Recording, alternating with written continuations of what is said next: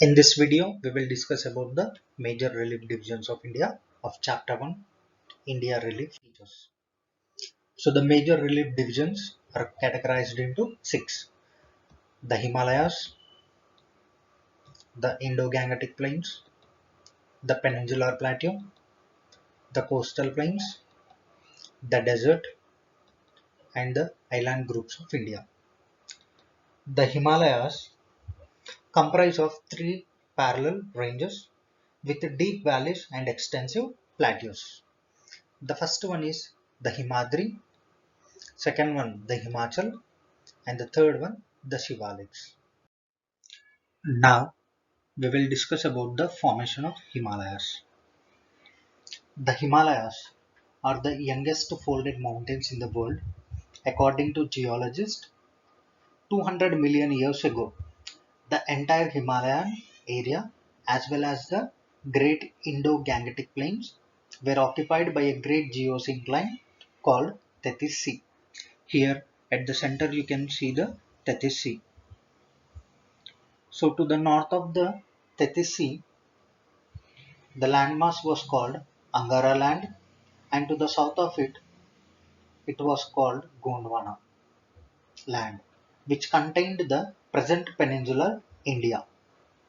In course of time, these two land masses split up and began to move apart and also towards each other.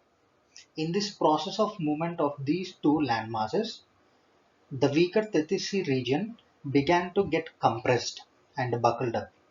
Over the next few million years, due to immense compressional force, the sediments deposited in the Tethys Sea were folded to acquire the present form of the Himalayas.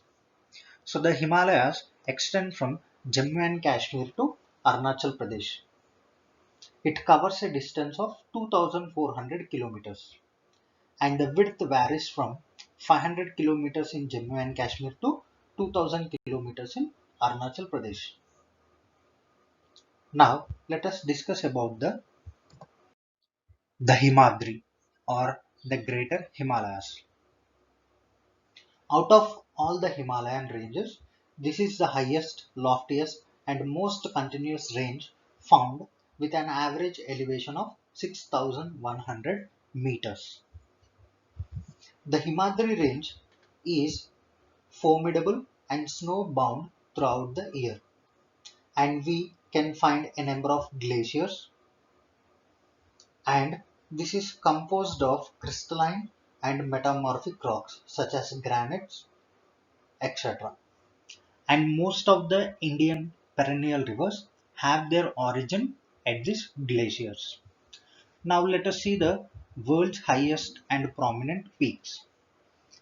Mount Everest with an height of 8,848 meters. Other important peaks are Kanchenjunga, Makalu, Dhaulagiri, Manaslu, Nanga Parbat, Annapurna, Nanda Devi, and Namcha Burwa. So these are the few world's highest and prominent peaks in the world.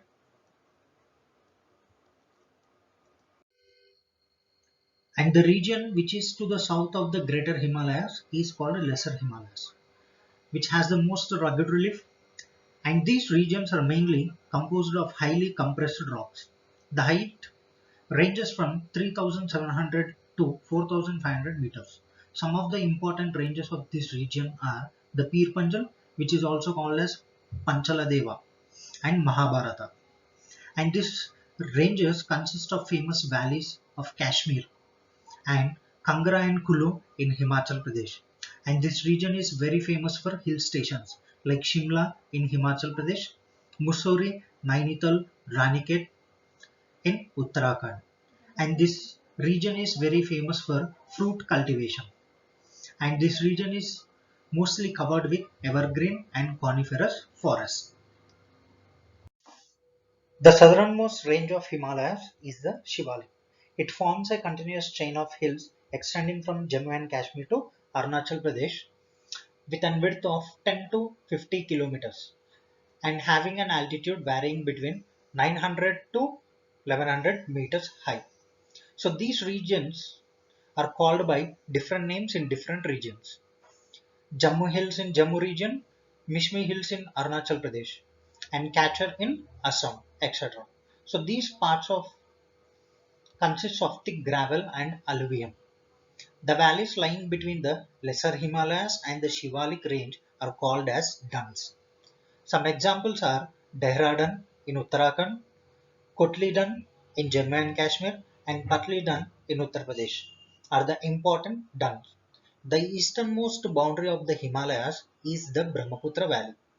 In Arunachal Pradesh, beyond the Dihang Valley, the Himalayas takes a bend to the south and act as the eastern boundary of India and run through the northeastern states. These divisions are called as Purvanchal, and it is having sedimentary and sandstones. Regionally, these Purvanchals are known as Patkai Hills in Myanmar and Naga Hills in Nagaland, Manipuri Hills in Manipur, and Khasi Hills in Meghalaya.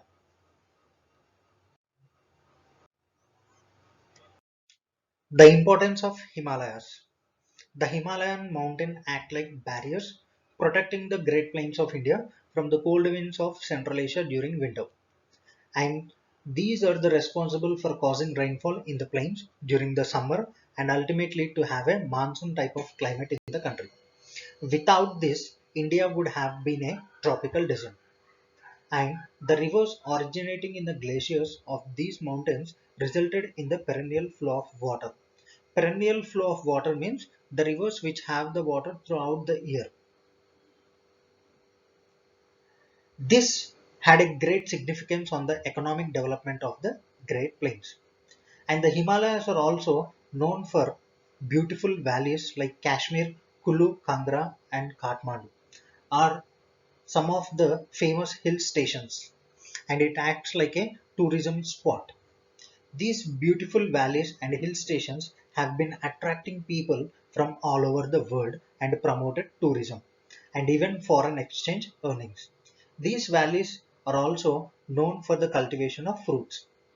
The alpine vegetation of these mountains is an important contribution to the forest economy, and there are some gaps in these mountain ranges providing a natural route across. They are called passes. So, through these passes, there was a great exchange of culture and commerce with the neighboring countries in the ancient times. So, this is the importance of Himalayas. The second major relief division of India is the Indo-Gangetic Plains. It is also known as the Great Plains. So these Great Plains are named after two major Himalayan rivers. One is the Indus and the second one is the Ganga, which drains the entire plains covering almost an area of 7 lakh square kilometers. You can see in this picture the Indo-Gangetic Plains lies between the Himalayan mountains and the peninsular plateau.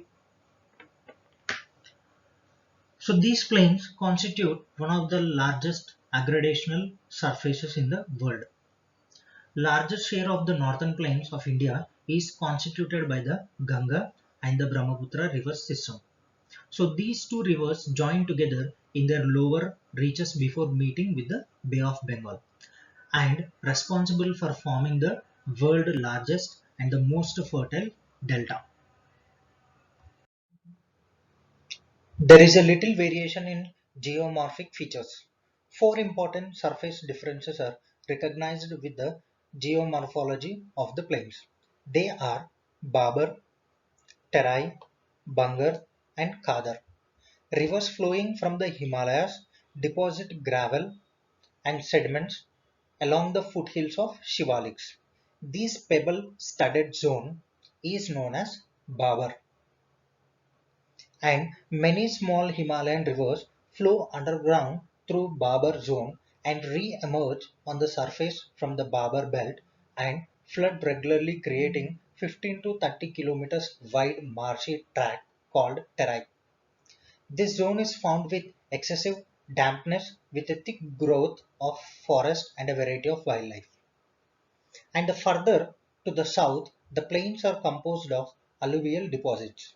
The older alluvial of the floodplain is called Bangar, whereas the newer deposits of alluvial is called Kadar. The Indo-Gangetic Plain consists of three divisions: the western part, the central part, and the eastern part. The western part is mainly formed because of the river Indus and its tributaries, the Jhelum, Chenab, Ravi, Beas, and Satluj. Most of this river basin is in Pakistan, and a very little portion we can find in Punjab and Haryana. So there is a feature called Doab in this region. Doab is nothing but the fertile land between the two rivers.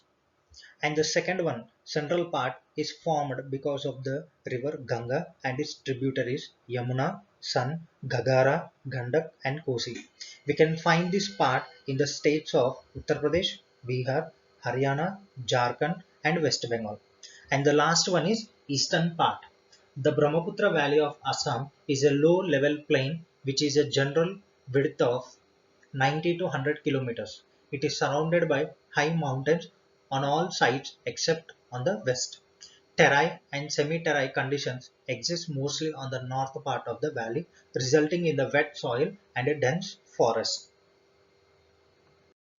In session 3 video, we will discuss about the remaining major relief divisions of India.